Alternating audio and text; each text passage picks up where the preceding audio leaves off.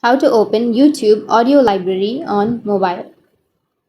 So if you want to open YouTube audio library on your mobile, then first you need to open up your YouTube application.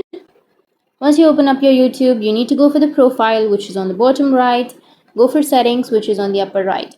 Once you're on the profile, you need to scroll down, tap on help and feedback. Once you tap on it, tap on search help, and now you need to search for audio library. Once you've searched, here you will have an option of use music and sound effects from the audio library. Tap on that option. Once you tap on it here, you will have an option which says you can also access the audio library directly at youtube.com/audio library.